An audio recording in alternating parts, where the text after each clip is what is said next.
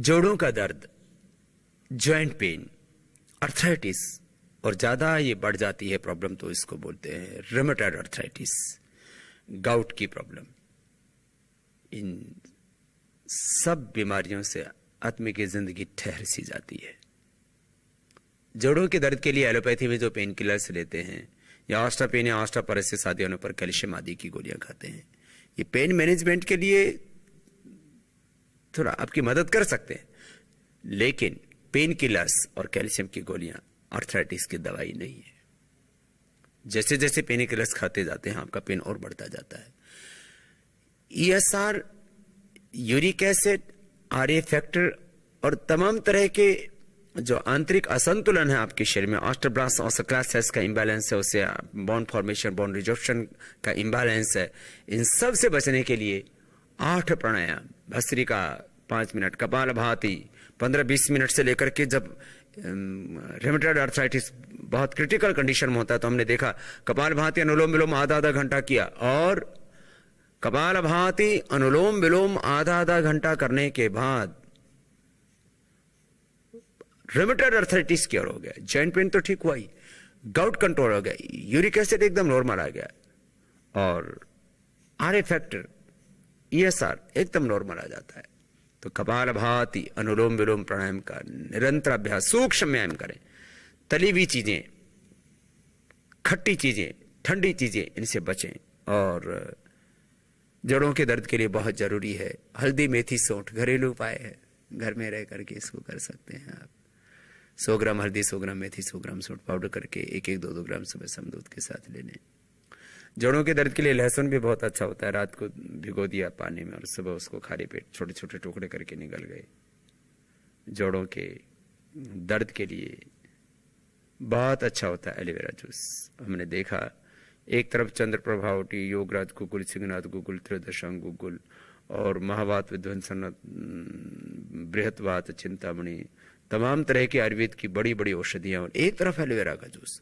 4-4 चम्मच एलोवेरा का जूस गर्म पानी में पीने से एक तो हड्डियां मजबूत हो जाती हैं, ऑस्टोब्लास्ट ऑस्टोक्लास्ट सेल्स का बैलेंस होता है, इससे ईएसआर भी नॉर्मल होता है, यूरिक एसिड भी इससे नॉर्मल होता है, आर इफेक्टिव भी पॉजिटिव से इससे नेगेटिव आने लगता है, सब कुछ चीजें अपने आप रेंज में आने लगती हैं। एलोवेरा जूस 4-4 चम्मच सुबह शाम जरूर इसका सेवन करें।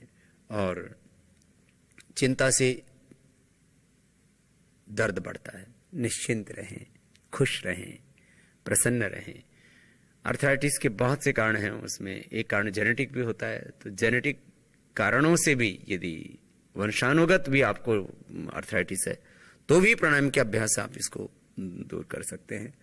और आजकल तो खान पान सब दूषित हो गया है, यूरिया वाला खाना खाते हैं और तमाम तरह के रासायनिक खेती हो रही है। इसके कुप्रभाव अर्थराइटिस से लेकर के डायबिटीज से लेकर के इनफर्टिलिटी से लेकर के कैंसर और जो है शारीरिक विकलांगता, चर्म रोग और तमाम तरह के खतरनाक रोग हो रहे हैं। तो कोशिश कीजिए आपको शुद्ध आहार मिले और खाने में कैल्शियम युक्त खाना आप खाएं। कैल्शियम युक्त खाने के लिए आप जो है पनीर का प्रयोग कर सकते हैं, दूध का उपयोग करें, गाय का दूध, और जो खट्टा नहीं हो ऐसा दही का भी सेवन कर सकते हैं।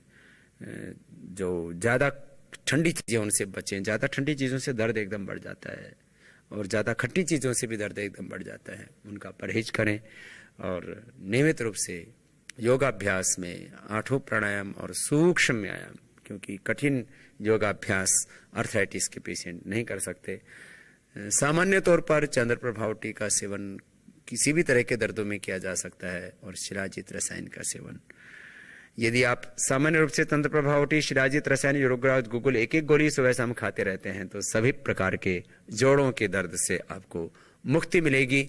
और भी बहुत से हमारे आस पड़ोस में ऐसे समाधान हैं, ऐसी जड़ी बूटियां हैं, उनका सेवन करके हम अर्थराइटिस से बच सकते हैं। जैसे राजस्थान में मोथा घास होता है, उस मोथा घास की 1-1 कली, 2-2 कली सुबह शाम आप पाउडर करके पानी से खा लेते हैं, उसी से अर्थराइटिस से मुक्त हो जाते हैं। हमने देखा बहुत से वैद्य बहुत लंबी परंपरा से इसका प्रयोग करते आ रहे हैं और उनके पास में हजारों लोगों ने इस मोथा की घास का ही सेवन किया और वो आर्थराइटिस से मुक्त हो गए।